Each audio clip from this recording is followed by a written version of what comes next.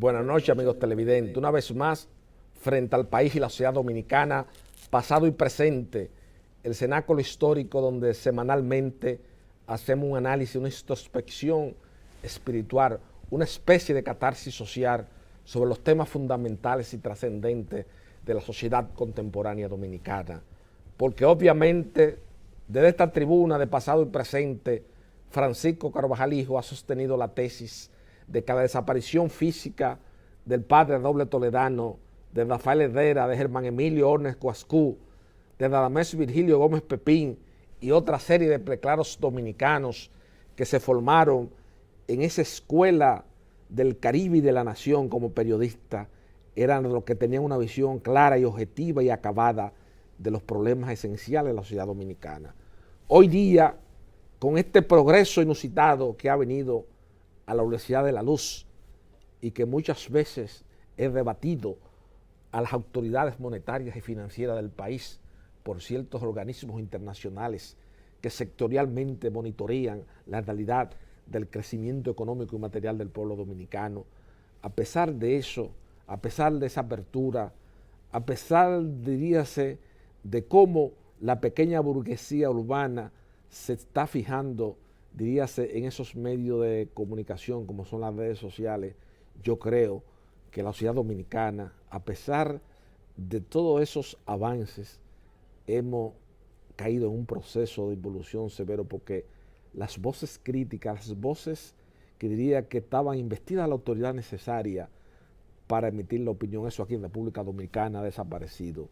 Un gran intelectual definió que la vigencia inusitada en las redes sociales lo que ha significado es, como él definió con mucho acierto y con mucha propiedad, la invasión de los imbéciles. Hemos visto muchas ideas disgregadas.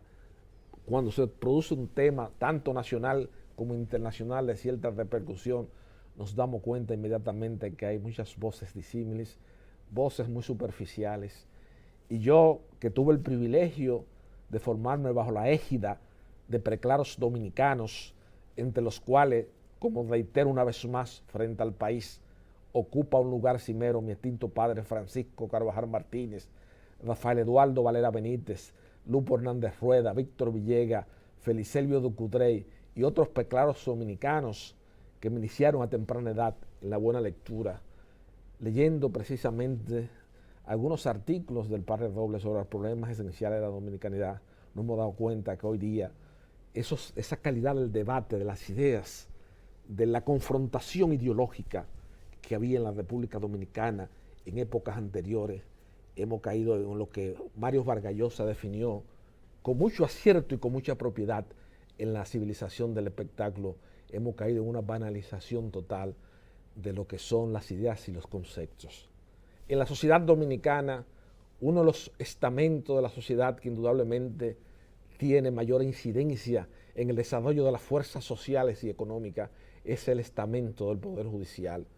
Y en esta tribuna de pasado y presente, en noches anteriores y precisamente al iniciarse este año 2019, el Consejo Nacional de la Magistratura, presidido por el presidente de la República, el licenciado Danilo Medina Sánchez, ha iniciado convocatoria para la designación y evaluación de los jueces de la Suprema Corte de Justicia que ya han cumplido un periodo para el cual fueron elegidos y que han optado por permanecer en el cargo.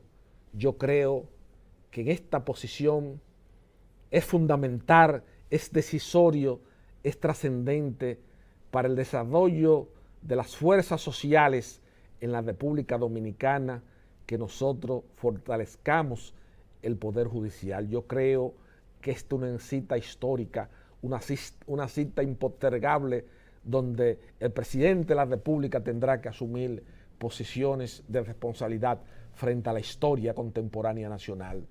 En el año 2012 vimos cuál fue el resultado. Se nombraron mucha gente sin tener los crisoles históricos necesarios ni el conocimiento jurídico para desempeñar funciones jurisdiccionales en la Suprema Corte de Justicia, solamente buscando una tendencia del partido oficial, buscando impunidad en el estamento del Poder Judicial.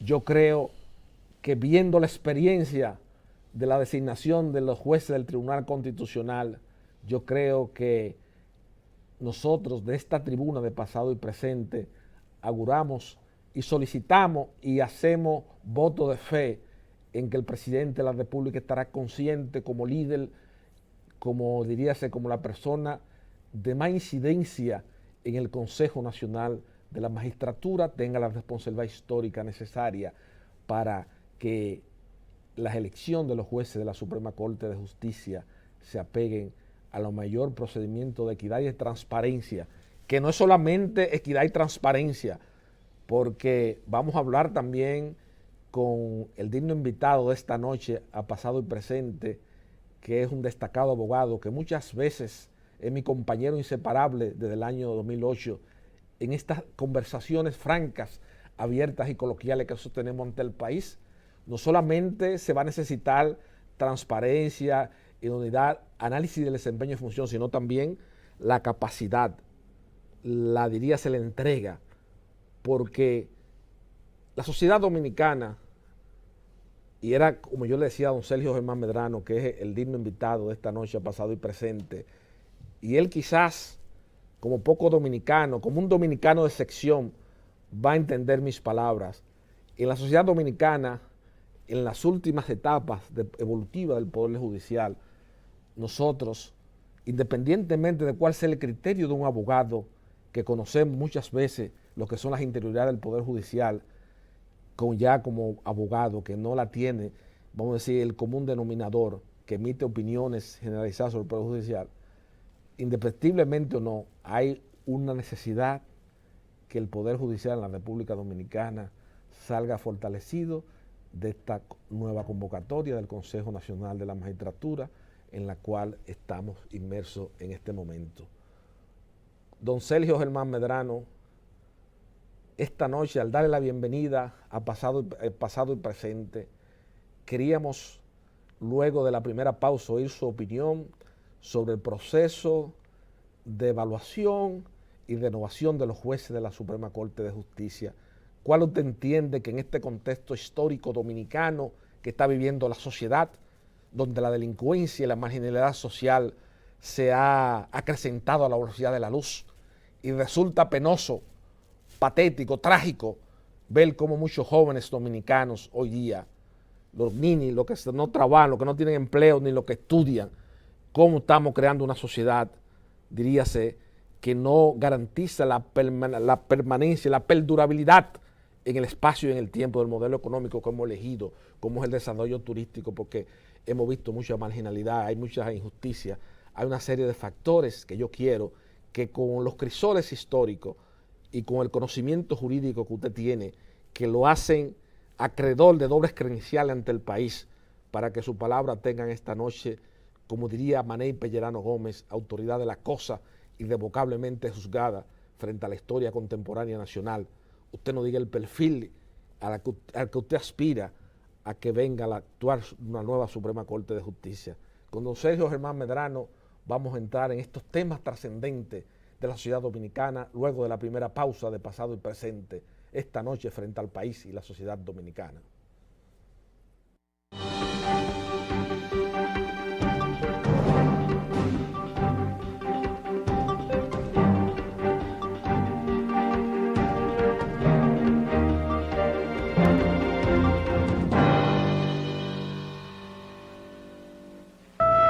Para tener una mejor nación es preciso imaginarla distinta. Necesitamos un caudal de transformaciones. Nos viene bien un cambio de actitud. Asumamos el reto actuando con responsabilidad. La cita con la educación no admite demora. El amor al estudio empieza por casa. Daremos color a nuestros sueños, mostrando al mundo nuestros valores como pueblo.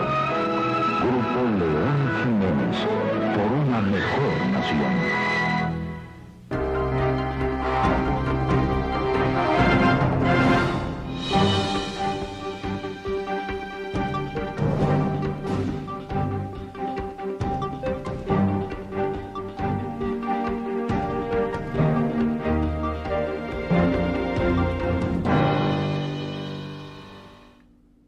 como habíamos señalado en el introito, en el proemio de pasado y presente, se encuentra con nosotros una vez más frente al país, don Sergio Germán Medrano. Buenas noches, don Sergio.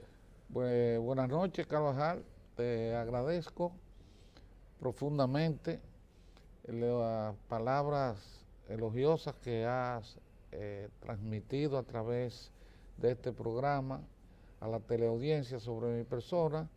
Las acojo humildemente y como un estímulo para que siga trabajando dentro de mis posibilidades y de mi esfuerzo por el mejoramiento de la justicia, el mejoramiento de la sociedad dominicana y por un futuro mejor para este país.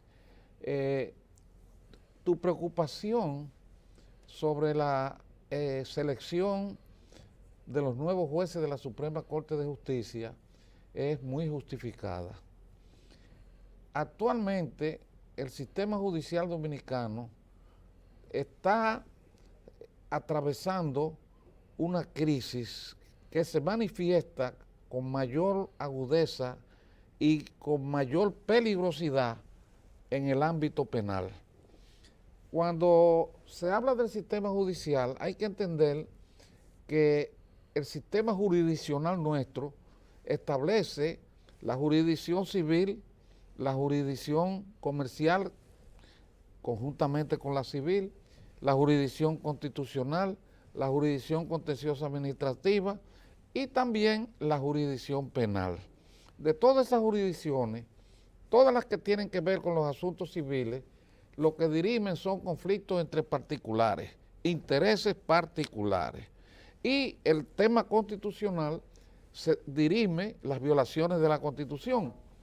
Pero cuando se habla de violaciones de la Constitución, tenemos que entender que estamos hablando de un país donde un presidente de la República llegó a decir que la Constitución era un pedazo de papel y donde la Constitución se ha violado y se ha pisoteado repetidamente a través de la historia. Cada vez que los intereses políticos creados quieren introducir o imponer al país una solución acorde con sus apetencias políticas, indefectiblemente conduce a una reforma de la Constitución. Tú tienes el caso ahora mismo donde uno de los principales problemas que se está ventilando en la vida pública dominicana es el tema de si se va a reformar o no la Constitución para que el presidente Medina pueda volver a reelegirse. Ese es un tema que ha sido reiterativo en la historia dominicana, la reelección, y va a seguir siéndolo, porque a medida que la vida política se va mezclando con los intereses económicos, pues más necesario se hace la continuidad en el poder por el temor a que una sustitución del gobierno, de los representantes del gobierno, conduzca a persecuciones judiciales que algunas veces, hay que reconocerlo, tienen un trasfondo político, pero otras veces han sido correctas, porque han sido sobre funcionarios que han incurrido en actos de corrupción en el Estado. Ahora, dentro de todo ese ámbito, hay un aspecto jurisdiccional que es el penal, que tiene que preocupar profundamente a todos los dominicanos. Como tú dijiste, hay una delincuencia rampante en el país. La delincuencia se ha extendido de una forma sobrecogedora. Los periódicos están constantemente y los programas de radio y de televisión informando sobre asesinatos por robo. Por ejemplo, ayer en Cotuí hubo un empresario muerto para robar en su casa y a golpeada una hija. En Baní, un coronel de la policía recientemente también asesinado por una cuestión de drogas que no está bien definida ni ha sido bien aclarada. También por aquí, por el sur, en San Juan, también otro asesinato de unas personas. Es decir, el crimen... En Guerra hubo una muerte de dos parejas que vinieron de Nueva York. Sí, pero y también quiero que usted analice, pero no quiero interrumpirlo porque no quiero que usted pierda el hilo de la idea que usted va a plantear ante el país. pero también los jóvenes de 20 y pico de años, casi todas las noches. Yo oigo Altagracia Salazar todos los días en la mañana cuando estoy caminando en el Mirador, y todas las noches matan a uno y dos jóvenes de 20 y pico de años. Es una delincuencia social de niños que nacieron en la época del PLD, como se decía. Correcto, porque está generalizada y donde más se está manifestando esa delincuencia es en las capas bajas de la población, en los barrios y obviamente en la juventud, porque la juventud está desempleada y la juventud está guiándose por unos estereotipos que le transmite la televisión, le transmiten las redes sociales y ellos aspiran a querer vivir como viven los delincuentes que se exhiben entonces impunemente en las redes sociales, en la televisión, en los restaurantes, en los bares. Entonces esos jóvenes... ¿Pero por qué? Pero por lo que usted mismo ha explicado, don Sergio, porque esos jóvenes se sienten, hay una exclusión y se han dado cuenta que el peldaño de la escalera social está trastocada en la República Dominicana. O sea, nosotros tenemos, el problema dominicano es más grave y más complejo de lo que se ve a simple vista, desde el punto de vista sociológico, porque estamos ya estudiando el estamento de la sociedad dominicana ahora mismo, usted y yo aquí, en pasado y presente. Y póngase a fijar en ese detalle. Mi papá, en una de las últimas entrevistas célebres que le hizo don Freddy Veras Goico a mi papá le dijo: Freddy, estoy muy preocupado por el efecto de demostración de la riqueza fácil de los partidos políticos y de los dominicanos, que en esa época venían con cadenas de Nueva York y toda esa serie de cosas. Eso hoy día se ha extrapolado en las redes sociales a estos cantantes, a estos conveas, a esta gente que son cosas urbanas, esta música, que al fin de cuentas, ese tipo de música lo que es el reflejo de la gran crisis del alma nacional, esas letras y esas cuestiones. Pero usted compara eso y eso son cosas que no tienen perdurabilidad en el espacio y en el tiempo. Como decía Skirby, bueno, usted quiere valorar la belleza de una cosa, eso lo va a determinar lo clásico, lo trascendente, lo va a determinar la perdurabilidad en el espacio y en el tiempo. Porque la Divina Comedia, el diálogo socrático, el Fausto de Goethe, todas esas cosas son obras fundamentales porque han resistido la prueba inexorable del tiempo. Yo le puedo esta noche mencionar de 15 premios Nobel de literatura, Siyampa, Cholokhov y toda esa gente que era en los años 60 y hoy día se olvidaron ya. Usted me capta lo que se olvidaron. Entonces, en la sociedad, mi papá decía, y yo creo que él tenía mucha razón, nosotros como país, como sociedad, y de la muerte de Trujillo para acá, eso ha sido un común denominador. Usted que fue un luchador antitrujillista consumado, ha sido tan acabada esa tesis de que fíjese que hasta se ha reivindicado el modelo de Trujillo, cuando ya Trujillo en los años 60 ya era algo negativo para la sociedad. Pero es que hemos caído tanto, hemos ido en una caída descendente tanto en muchos aspectos, que hemos tenido que coger a Trujillo como referente. Entonces, dígame usted una decisión judicial en República Dominicana donde haya sido condenada una persona por cometer alguna infracción o algún delito en contra de los bienes públicos del Estado Dominicano. Ninguna. Entonces, ese ha sido el común denominador. Entonces, en ese reciclaje que hay de muchas familias dominicanas, ahí donde está el detalle, como dice Cantinflas, ahí donde está la exclusión social y esa delincuencia de esos jóvenes que se sienten excluidos socialmente, no la para nadie, porque estamos en un modelo de desarrollo que incluso hay economistas que han planteado que debemos definir eso. Yo no creo mucho en los filósofos de la vida material, como decía Octavio Paz, los economistas, porque viven cambiando tesis. Cuando Leonel Fernández empezó la administración pública, decían, es obsoleto, es arcaico, es un contrasentido que el Estado Dominicano tenga bienes patrimoniales, todo tiene que estar en manos de particulares. Y fíjese que en qué terminó ese proceso de la privatización, entonces esa pendejada, que aquí el Estado Dominicano pagaba el subsidio eléctrico 100 y pico millones de dólares y ahora está pagando 1000 y pico. O sea, mire cómo de esas teorías, porque aquí nos dejamos enamorar de la gente de fuera también. Hay un eufemismo tan grande aquí y hay un snob y una falta de identidad que ahí yo puedo estar de acuerdo no con Euclides. Usted puede decir que Euclides es sangrú, que Euclides es pesado, que Euclides es esto, que es PLDista, que lo que usted quiera, pero tiene razón en interpretar la problemática de la sociedad. Nosotros tenemos una falta de identidad, don Celio. Hay muchos periodistas y gente aquí de instituciones de la sociedad civil que quieren incidir en la designación de los jueces de la Suprema Corte de Justicia, que le dicen al Tribunal Constitucional y a la Suprema Corte de que a las altas cortes usted lee la Constitución, un simple ejercicio de lectura comprensiva. No vamos a entrar en escuela de pensamiento ni filosofía de interpretación. Una simple lectura y vaya a ver si en algún momento se denomina alta corte, la Suprema Corte de Justicia, el Tribunal Constitucional. Eso se ha hecho un común denominador aquí en la sociedad.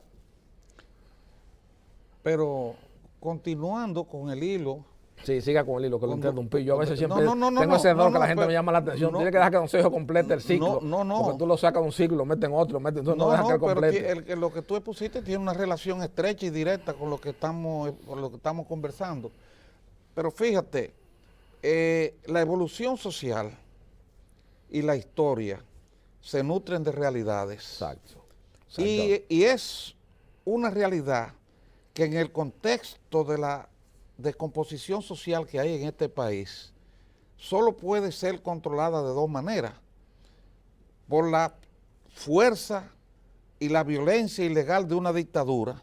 Claro, que no queremos ese que escenario. Nadie desea ese jamás escenario. Podemos volver a esa época escenario de las dictaduras, no. O por la aplicación fuerte, rígida, correcta de la ley en el ámbito penal. Porque es en el ámbito penal donde tenemos ahora el problema de la judicatura acentuado y en su esencia, porque como cuando hablamos de delincuencia y cuando hablamos de jóvenes delincuentes o de adultos delincuentes o de ancianos delincuentes, hablamos de violaciones de la ley penal que deben ser sancionadas por los jueces de la jurisdicción penal. ¿Y qué ha ocurrido en esa jurisdicción penal? Dos cosas. Primero, que la Escuela de la Magistratura está haciendo un papel deficiente en la formación de jueces penales que van a los juzgados de paz, van a las jurisdicciones de primer grado, ascienden a apelación, etcétera, sin tener la debida preparación ni la debida experiencia. Segundo, que esos jueces jóvenes, óyeme, están enfrentando no solo esa delincuencia con temor, sino también con la tentación de los ofrecimientos de dinero que se le hacen para que dicten sentencias apartadas del derecho. Quiere decir que la judicatura hoy en día no solo tiene la responsabilidad de aplicar la ley, sino que tiene que ponerse al abrigo, superar la posibilidad de que tenga temor o de que se deje corromper por los ofrecimientos para que pueda esa judicatura aplicar la ley con severidad y con corrección.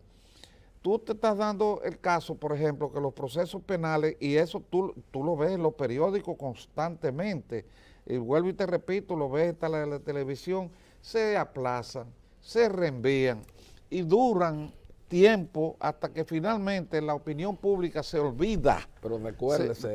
La opinión pública se olvida del caso.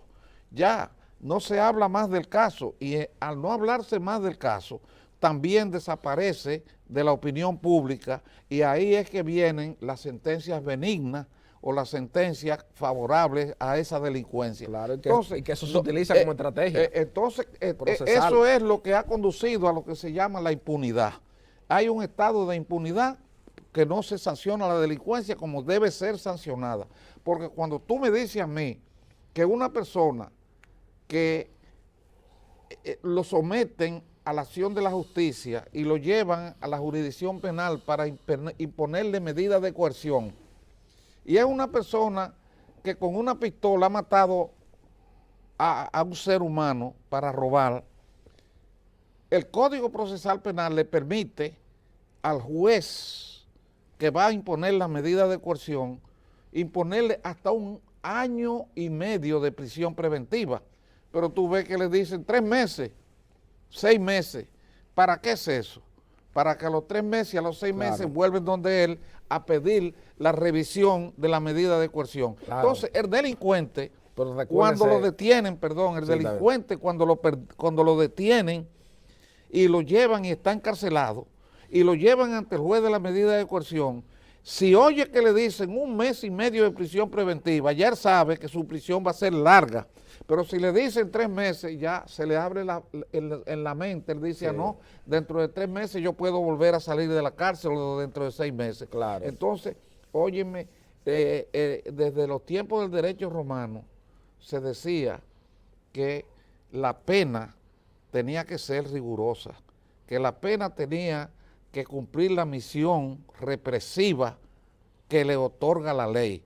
Porque la pena, la función que tiene es reprimir, es castigar. Claro. Y entonces ese castigo tiene una relación causal directa con la gravedad del crimen, con la gravedad del hecho. ¿Tú entiendes? Claro. Con la intención delictuosa. Y aquí el sistema penal está colapsado, está totalmente colapsado. Estoy de acuerdo 100% con usted, pero recuérdese también que tanto usted como el doctor Rafael Luciano Pichardo y un grupo de personas aquí que tienen una conciencia crítica depurada y conocimiento jurídico, cuando aquí se inventaron esa moda de la constitucionalización de las normas procesales en el ámbito penal, las garantías, que sí o qué. Recuérdese también que ha colapsado, pero no podríamos atribuirle un 90% a una falta imputable al juez que tiene la tutela judicial en la jurisdicción penal. También ese tipo de lo que usted mencionó, ese vocablo, medida de coerción, es una figura nueva en la nueva normativa procesal penal. Entonces hay que reconocer también, don Sergio, que también ese código también, que yo no sé por qué Jorge Suberio, un grupo de gente aquí en República Dominicana, porque señores, este es un país que lamentablemente estamos en este estado de indefección tan grande, porque nosotros cuando vamos a hacer cualquier reforma, en vez de buscar, aquí hay una gente de una sociedad, de un abogado de la sociedad civil que vive proponiéndole al presidente de la República cosas que nunca en su vida ha ejercido ni está en una decisión importante de Suprema. Entonces aquí en República Dominicana es la cosa más inaudita de que las voces que menos credenciales pueden demostrar ante el país son los que están haciendo opinión pública, aquí son los que están trazando cosas, porque aquí cuando se hizo esa nueva normativa procesal, yo le he dicho 500,000 veces, y Euclides y yo hemos conversado eso, usted, tú el que ha venido aquí, tú el dominicano de sección, que yo he tenido el privilegio de conversar en esta tribuna de pasado y presente, de Euclides Gutiérrez Félix, pasando por Blanco Fernández, usted, Cayetano Rodríguez del Prado, todo el mundo ha dicho que esa normativa procesal penal no está adaptada a la peculiaridad de la sociedad dominicana, pero hay gente de esa sociedad civil, ¡ay! Porque nosotros entendemos que el señor presidente debe tomar en cuenta, señores. Hay una cuestión que la misma Constitución le delega al Consejo Nacional de la Magistratura la selección de los jueces de la Suprema Corte. Aquí no hay intereses ni sociedad civil que quiera estar mandando, porque es otro problema de aquí, que los que exigen transparencia de ese punto de esas sociedades civiles fueron gente que en un momento determinado en la transición de la dictadura a la democracia se beneficiaron grandemente los patrocinadores de la riqueza del Estado y se reciclaron y quieren ahora trazar nuevas reglas del juego, porque ese es el problema dominicano. Que parece que estamos haciendo acopio a una iconografía cristiana de cuando Jesús dijo: el que esté libre de pecado que lance la primera piedra. Sí, pero entonces yo quiero que usted me analice ese aspecto de cuál es la cuota de responsabilidad en el deterioro de la jurisdicción penal y que ha hecho que en República Dominicana, no se apure, que ha hecho que en la República Dominicana instituciones como el periódico Hoy, en la encuesta Galo Hoy, vea el sector judicial que ha ido en una caída libre en su prestigio, estamos en su peor momento.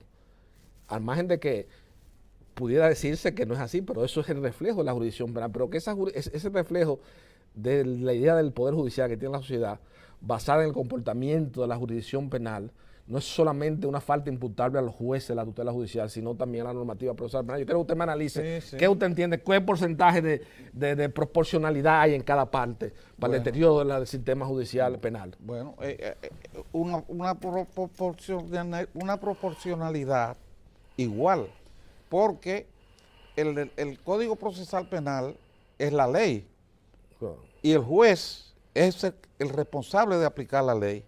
Entonces, si el juez no aplica la ley correctamente, es tan responsable como el mismo código que le sirve de sustento, de base legal para la aplicación. Ahora, yo quiero que tú entiendas que fíjate que el Código Procesal Penal, como tú muy bien dices, adolece de múltiples defectos y deficiencias. Son dos cosas diferentes.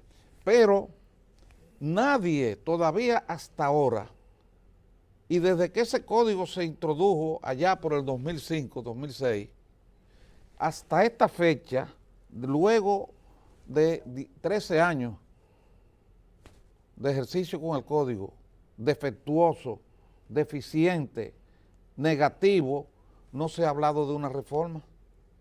No se ha hablado, ni han hablado de una reforma los responsables del sistema judicial, ni han hablado de una reforma los responsables del Poder Ejecutivo, ni han hablado de una reforma los del Legislativo que tiene la iniciativa, pueden tener la iniciativa.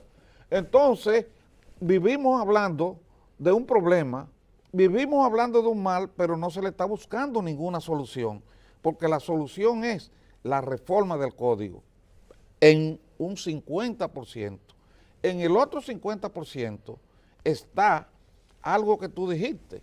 Esos jueces penales, cuando tú dijiste que han constitucionalizado el proceso, sí, pero lo han constitucionalizado ¿para qué? Para beneficiar a los delincuentes, y perjudicar a las víctimas. A los imputables, como dicen en sí, los vocablos jurídicos. Sí, porque todo aquí son garantías constitucionales para los delincuentes, pero la víctima no tiene ninguna garantía, la víctima no tiene ningún defensor, más que el abogado que lucha infatigablemente como un Quijote, y al fin de cuentas termina cansado. Cansado. Y esa es la historia de todos los procesos. Esa es la historia de todos los procesos. Ahí están las cárceles llenas de personas que salen con medidas de coerción, que salen y entran, entran y con cédulas falsas, salen de la cárcel, entran y salen. Bueno, como tú dices, un desastre.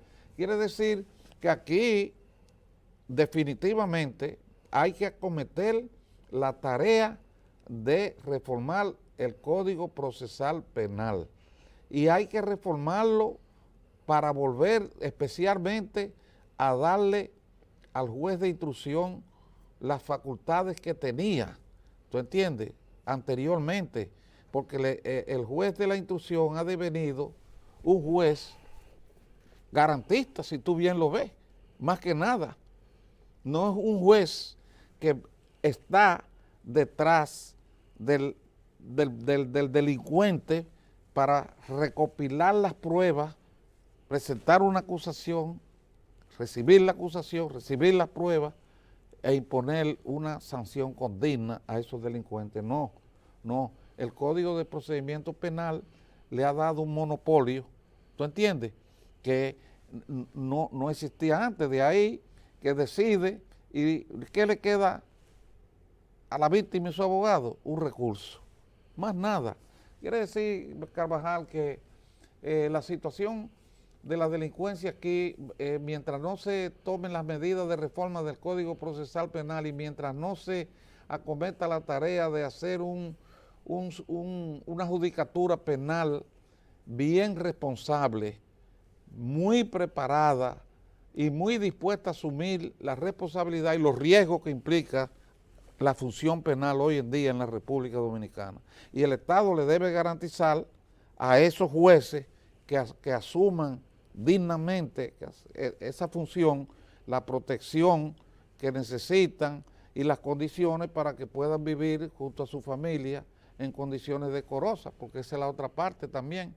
¿Tú me entiendes?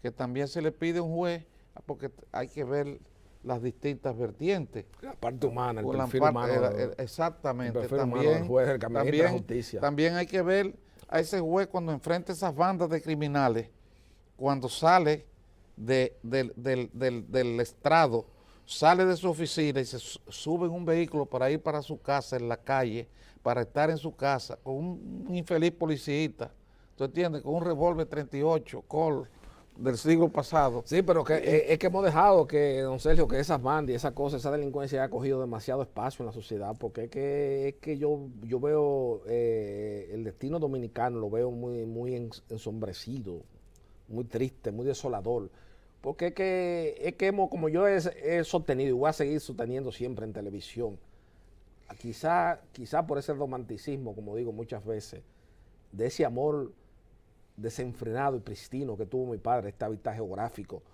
y que Lupo Hernández Rueda lo definió magistralmente en uno de los poemas fundamentales de él, como es Con el pecho alumbrado, dedicado a la memoria de Francisco Carvajal Martínez. Uno va a seguir aquí arando en el cielo, porque fíjese, ese concepto, ahora mismo hablar, cuando venía esa cuestión de, se dejaron influenciada de organismos internacionales, de que vamos a hacer un código, que si que aquí cada día, ahorita se inventarán una cuestión de que vienen a cambiar algo sectorialmente. Fíjese la ley de registro inmobiliario.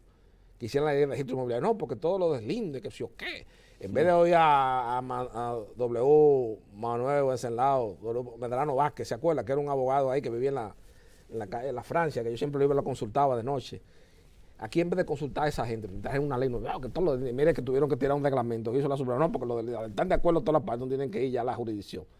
Porque vivimos improvisando, pero es que vivimos improvisando cosas, vivimos sí, improvisando legislaciones a la velocidad de la luz. Totalmente. Entonces, eso ha hecho también, independientemente de la tutela judicial efectiva que se le exige a los jueces, de que la idea del deterioro del Poder Judicial que tiene la gente común en República Dominicana se debe en parte también a que el juez está atado a esos disparates, a esas incongruencias que se encuentran en normativas procesales. Y también otra cosa, don Sergio, no voy a hacer mención, pero para que usted vea lo que es una cosa de lo que es el contraste dominicano, que muchas veces no es el Poder Judicial, la tutela judicial, sino también a veces son las personas, las otras instituciones. Aquí en República Dominicana, por ejemplo, para ejecutar una sentencia en deferimiento contra cualquier institución del Estado, usted tiene que pasar, es un periplo, es una odisea, es una cuestión que fíjese que todo aquí es un problema. Entonces, la institucionalidad en República Dominicana, por más que se quiera decir que hemos avanzado, que yo creo que al contrario, hemos ido en un retroceso, porque le voy a decir una cosa, y eso lo voy a decir yo responsablemente, a que usted no comparta la idea conmigo. Aquí se puede hablar, aquí habla mucha gente, no, que Néstor Contín Aybar, pero Néstor Contín Aybar tiró 12 tomos de historia de la cultura dominicana. Sí. Y era de los jóvenes aquí preparados la cosa, entonces la cosa de lectura. Al final nadie me puede hablar de eso. Mariano es amigo mío, fue profesor mío en llave mío, pero cada cosa va en su justo lugar. Aquí no podemos perdernos, aquí no podemos perder el perfil como país, como sociedad y la identidad, porque eso son cuestiones de la sociedad. No estamos hablando de instituciones, estamos hablando de cuestiones de la sociedad. Entonces aquí viene Subero, ministro, una cosa, Subero vino a un puesto por una coyuntura específica donde César Estrella Salará, que era el candidato del consenso de la sociedad, que era entonces, declinó ese cargo y vino este muchacho y lo puso, pero no tenía ningún crisol, ningún mérito histórico para ocuparle esa posición, que él se encumbró 17 años, tuvo en la Suprema. Usted me capta lo que quiero decir. Sí. Y aquí hay cosas que en República Dominicana se saben y se validan, porque siempre se dijo que esta gente que son muy amigos su papá era un gran amigo de mi padre y siempre me lo decía: Carvajal, estoy para servirte, soy un soldado incondicional tuyo. El doctor Hasuri, el fundador del Instituto de la Diabetes. Sí. Ese era un dominicano que amaba y quería a mi papá.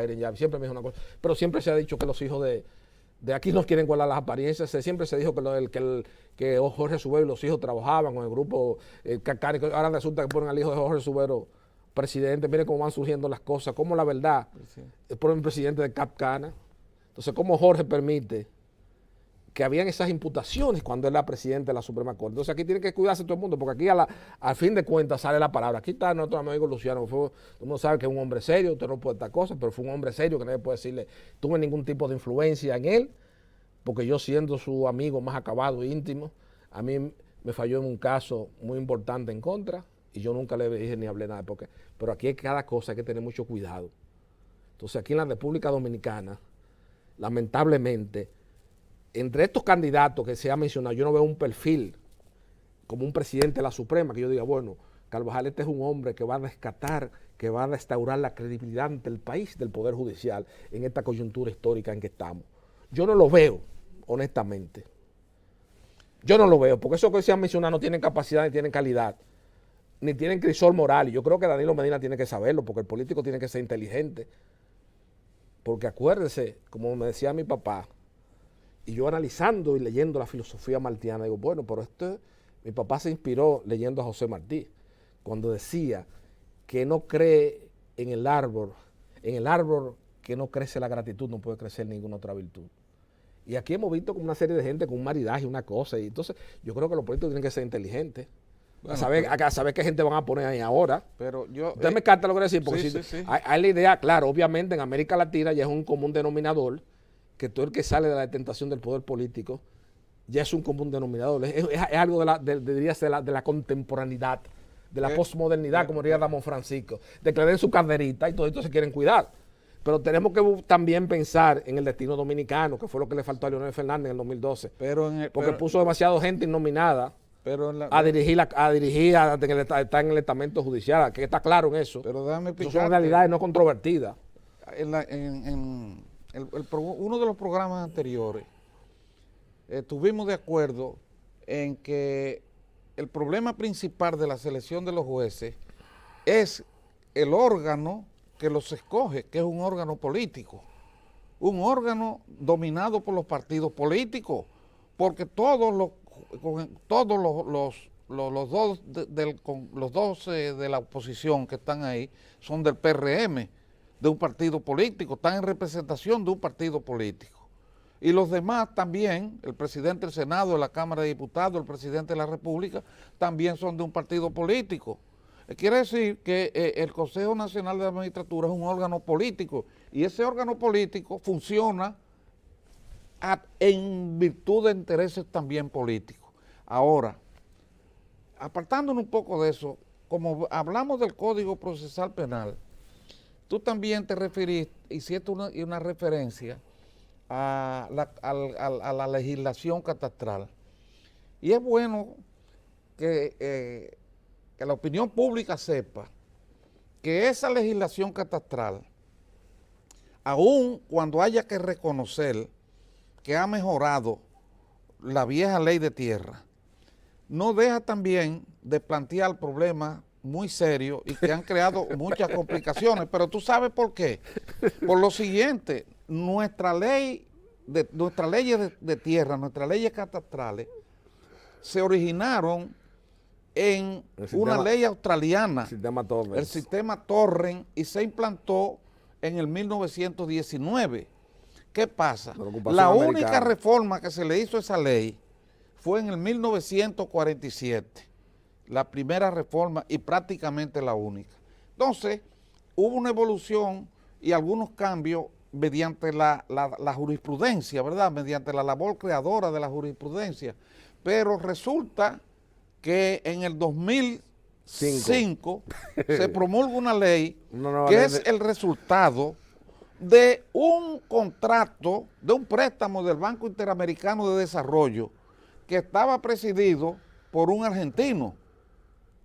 Y eso, y mediante parece que un tráfico de negociación, vinieron aquí, los que vinieron a reformar la ley fueron unos argentinos. Oye, eso. Es decir, el Banco Interamericano de Desarrollo, creo que Enrique Iglesias era el presidente y era argentino. Entonces hizo un contrato con una compañía argentina y lo mandó a reformar nuestra ley de tierra. ¿Qué resultó? Que esos argentinos no sabían del derecho nuestro, que es el derecho de origen australiano, y que fíjate, ese derecho solamente que yo conozca, se implantó en una región de Alemania, en una región de Estados Unidos, en Rusia y en la República Dominicana. Quiere decir que en último caso, si se iban a traer aquí expertos, poniéndolo entre comillas, para reformar la ley de tierra y reformar el régimen catastral de la República Dominicana, debió venir o de Australia o de uno de esos sitios. Sí, pero eso fue lo disparate que hizo Jorge. Para ver la evolución que pudo haber tenido. O utilizar, como tú dijiste, abogados dominicanos de mucha experiencia, de mucho conocimiento, que conocían la ley de tierra, que tenían la vivencia, la habían estudiado y la habían aplicado en la jurisdicción, para que esos fueran también los que intervinieron, pero no, fueron esos, y un grupo de advenedizos que buscaron y llevaron para contratados para hacer la modificación de la ley. Es que siempre se busca gente para beneficiar a grupos, porque acuérdense que ayer era que estaba administrando eso, era Mayrení Rivas, que era de una figura de Subero. Entonces, todos esos disparates que se hicieron, que esas cuestiones, porque yo no sé, yo lo que cuestiono del punto de vista, vamos a irnos ya olvidando un poco de las normas jurídicas, vamos a ir a la sociología del derecho. Vamos a hacer una reforma determinada en una latitud geográfica, que es lo que hace, lo primero que usted hace como una persona instruida, como una metodología científica apropiada, es ver los antecedentes, cuál ha sido el resultado, a qué escuela de pensamiento yo pertenezco, cuál ha sido la fundamentación completa de esa perdurabilidad en el espacio y en el tiempo. Yo no puedo venir a cambiar sistema, Pero aquí no había un cerebro, una gente que dijera eso en la Suprema.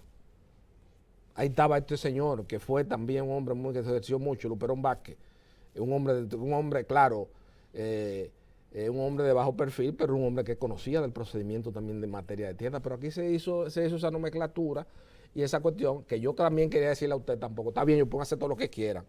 Y el presidente, un órgano político, puede nombrar todo lo que quiera. Pero ¿por qué Víctor Medina Benet? Y le voy a hacer este acopio a usted ahora, ya casi en el crepúsculo de pasado y presente. ¿Por qué Víctor Medina Benet es el libro más apasionado de la historia dominicana? Que no fue escrito por un dominicano. Porque Víctor Medina Benet a todo el mundo lo pone en su puesto. Hace un juicio de la historia y pone a todo el mundo. ¿Qué dice la diferencia entre Francisco J. Peinado y Gustin?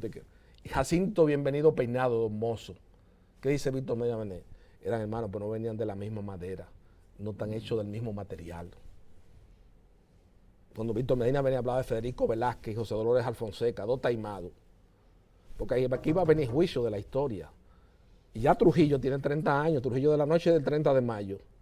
Usted que fue un luchador antitrujillista, con todo el poder que significó Rafael Leónidas Trujillo, poder militar, social y económico en la República Dominicana. Porque el poder social lo tenía Trujillo en la República Dominicana. Eso no me venga nadie a inventar. Hay que estar el libro de Rafael Damirón, quién era quién en Santo Domingo. Como dice Fran Moya, para mirar las preeminencias de las familias dominicanas en la era de Trujillo. Y Trujillo tenía todo eso y después de la noche de 30 de mayo estaba en el baúl de un carro, como dice Bernard Diedrich, en La muerte de un dictador, lo estaban buscando. Entonces aquí hay que estudiar la cosa, aquí hay que coger la cosa al paso, todo el mundo asumir su responsabilidad como ciudadano. Yo creo que el presidente de la República tiene que estar consciente del momento histórico que le está tocando. Don Sergio Germán Medrano, República Dominicana, ha basado por toda esa teoría que le vendieron a Leonel Fernández, todos esos disparates, una serie de economistas que se reciclan después y que tienen credenciales académicos, pero credenciales morales, credenciales de idoneidad, de seriedad, ante el país no tienen ninguna. Y si cambian ese modelo, no venda todo eso, venda toda esa cuestión y cambie todo eso. Entonces nosotros hemos basado un desarrollo económico y social en base al turismo, pero con el ritmo que va la delincuencia, le va a ganar al turismo. Aquí no estamos a la vuelta de cosas, están hablando de Cuba y de que Cuba usted va y puede andar, pues claro, ahí usted va a decir que pero así no, así cualquiera pasa, porque sabe que es un concepto elemental en sociología, que en las dictaduras hay mayor control sobre la delincuencia. Eso no lo vamos a tomar como referencia, pero no tenemos que ir trabajando eso, don Sergio. Y aquí hay una exclusión muy grande, una exclusión social muy grande y un privilegio. Usted no ve que esa cosa de que analizan cuáles son esos muchachos, aquí se da becas, se dan cosas, pero todos son para funcionarios. Aquí hay que hacer una cuestión, aquí hay que replantear bien este esquema de la sociedad, porque la sociedad, mira, independientemente de quién, que no es una labor de nosotros, ni es competencia de atribución, ni usted ni yo participamos en política, pero aquí las entidades políticas tienen que entender el momento histórico tan delicado que le está tocando. Aquí está todo el mundo perdido, más perdido que el hijo de Limber, aquel aviador que hizo el vuelo panamericano, que cruzó el Atlántico por primera vez, perdón, era Fran Félix Miranda, que cruzó el Atlántico y se le perdió el hijo en una ventana en Nueva Jersey, que no ha aparecido todavía, que es uno de los pocos casos que el FBI tiene todavía sin resolver en Estados Unidos. Aquí es un momento muy delicado, don Sergio. Aquí la sociedad está en un punto que tienen que tomarse decisiones drásticas, que todo el que está en actividad política tiene que saber su responsabilidad. No sé cómo usted ve la cosa, pero yo lo estoy viendo así. Pero, yo creo que más allá para abajo ahí donde ya no habían podido llegar. No, si aquí no se para la escalada de la delincuencia, indiscutiblemente va a llegar un momento en que se disolverá la sociedad, prácticamente disuelta. ¿Por qué? Porque si el Estado, a través de los órganos represivos que tiene para combatir la delincuencia, que son la fuerza, la policía, claro, y el sistema judicial, no nos defiende de la delincuencia, ¿qué es lo que va a ocurrir? Que tendremos que defendernos nosotros. Sí, pero también tenemos que cambiar el modelo de sostenibilidad de la sociedad, porque esa exclusión social que se genera, eso usted no lo puede aguantar ni con un ejército de 100.000 personas, porque también tenemos que analizar, o sea, tenemos que plantear la crítica, pero buscar la solución no es simplemente la fuerza armada, sino también el modelo de sostenibilidad y de exclusión social que hay aquí, don Sergio. Sí, el presidente hay que reconocer que ha luchado mucho, porque no se le puede tirar toda la cuava al presidente. Y mire que yo no soy PLDista, ni me gusta ninguna de esa gente, ni me gusta ninguno de esos políticos. Todo el mundo que me conoce sabe que yo tengo amigos en todos los partidos políticos. Y es una actitud así como un libre pensador, como dice usted. Pero le voy a decir una cosa, el presidente hay que reconocer que ha hecho su esfuerzo, claro, de que ese esfuerzo no se haya visualizado en el cambio de la calidad de la educación, eso es otra cosa, pero se ha creado la infraestructura, por lo menos, que venga o que se quede, que cambie la calidad de la educación.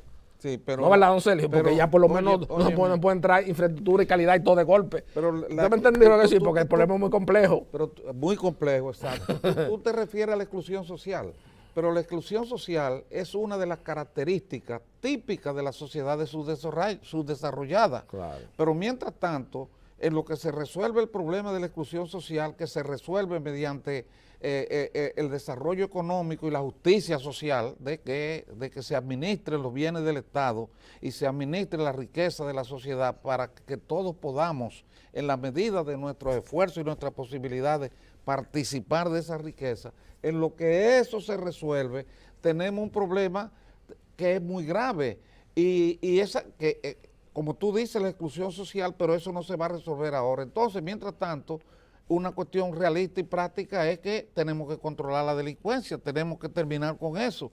Ahora, parte del problema de la delincuencia no es solo la exclusión social, es que el Estado, el gobierno, tiene que hacer una inversión mayor en la educación primaria e intermedia en las escuelas, y tiene que hacer una inversión mayor, un esfuerzo mayor en la concientización de los padres en los barrios. Tiene que mejorar la educación escolar y tiene que mejorar los principios morales en la familia de los barrios.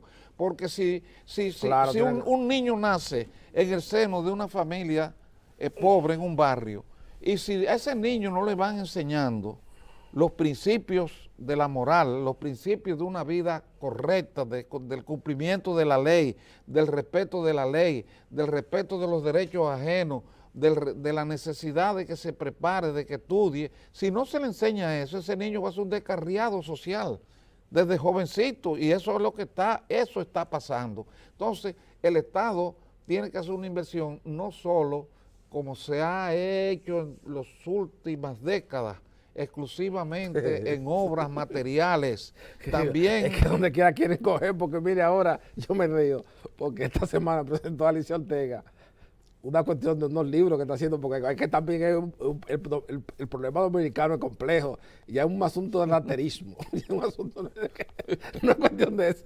Ha mandado a hacer unos libros de que para una lectura, unos libros importante, de acuerdo a un criterio que han establecido intelectuales para que los jóvenes dominicanos de la escuela pública tengan un nivel de conocimiento mínimo de lo que es la cultura dominicana. Y resulta que el encargado, que un escritor mandó a publicar los libros de él también, como comisión. Y eso es un lío. ¿Pero quién fue que lo El que está encargado del Ministerio de Educación de hacer la edición de los libros, que es un escritor, como comisión, por haberle asignado eso al editor, le imprimieron unos libros de él también.